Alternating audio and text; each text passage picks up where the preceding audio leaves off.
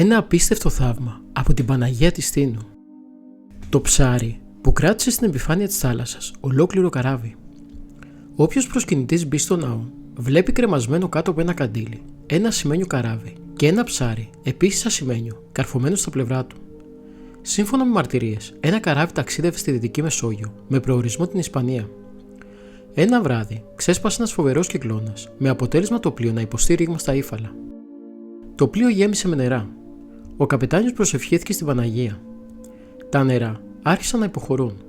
Οι αντλίες κατάφεραν να αδειάσουν τα μπάρια και το καράβι άρχισε να ταξιδεύει και πάλι χωρίς προβλήματα. Όταν έφτασε στο λιμάνι και το πλοίο ρουμουλκήθηκε στη δεξαμενή, το πλήρωμα διαπίστωσε ότι ένα ψάρι είχε σφινωθεί στη ρογμή. Ένα άλλο πλοίο, με κυβερνήτη τον Δημήτρη Σκλαβούνο, έπεσε σε τρικυμία.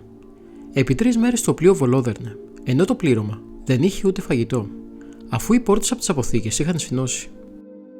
Ο Σκλαβούνος προσευχήθηκε στην Παναγία και τη ζήτησε να τους βοηθήσει. Πράγματι, η θάλασσα γαλήνεψε. Το πλοίο συνέχισε το ταξίδι του για τη Ρωσία και επέστρεψε πάλι στην Τίνο, αφήνοντας στη χάρη της πλούσια δώρα. Ένας άλλος πλοίαρχος, ο κύριος Πασάκος, βρέθηκε και αυτός σε φουρτούνα. Προσευχήθηκε στην Παναγία και αφού η μπόρα πέρασε και συνέχισε το ταξίδι του, για να ευχαριστήσει τη Μεγαλόχαρη έστειλε για τις ανάγκες του ναού λίρες Αγγλίας, με τη δέσμευση ότι κάθε χρόνο ένα μέρος από τα κέρδη του θα προορίζονται για την Τίνο και την Ευαγγελίστρια. Η Εφροσύνη ήταν μια νέα κοπέλα, υπηρέτρια σε μια γιατρό. Η γιατρός κάποια στιγμή πέταξε την άτυχη κοπέλα στο ποτάμι με σκοπό να την πνίξει. Μέσα στο πανικό της η Εφροσύνη φώναξε: «Παναγία μου, σώσε με». Αμέσως παρουσιάστηκε ο Μεγαλόχαρη και την έσωσε. Πυρκαγιά ξέσπασε στο σπίτι της γιατρού και κάηκαν τα πάντα.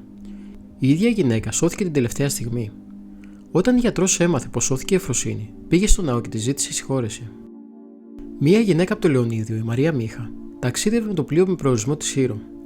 Την ώρα που προσπαθούσε να επιβιβαστεί στη βάρκα που θα την έβγαζε στο νησί, γλίστρισε και έπεσε στη θάλασσα. Τότε άκουσε μία φωνή να την προτρέπει να κολυμπά.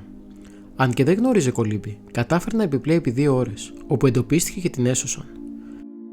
Μετά το τέλος της περιπέτειάς της, έσπευσε στην Τίνο και προσκύνησε στη Μεγαλόχαρη. Ο κύριος Ξενάκης βρισκόταν με το μόλις 2 ετών κοριτσάκι του στη Σύρο, σε ένα εργοστάσιο παρασκευής λουκουμιών. Κάποια στιγμή η μικρή Αναστασία ξέφυγε της προσοχής του πατέρα της. Γλίστρισε και πήγε να πέσει στο καζάνι, όπου υπήρχε καυτός πολτός υλικών, με τα οποία επιτίδιοι εργάτες έφτιαχναν τα λουκούμια. Ο πατέρας, αν είδε τη βοτιά του παιδιού, φώναξε με απόγνωση: «Παναγία μου, το κοριτσάκι μου», και τότε σαν ένα αόρατο χέρι να την κράτησε. Η μικρή αρπάχτηκε από τις αλυσίδες που κρατούσαν το καζάνι και σώθηκε.